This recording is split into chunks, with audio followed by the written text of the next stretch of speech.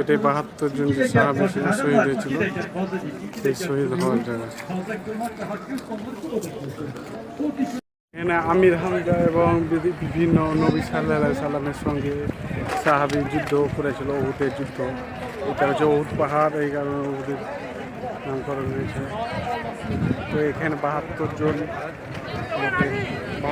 সাহাবী শহীদ হয়েছে, তাদের এখানে কবরস্থান দেওয়া হয়েছে।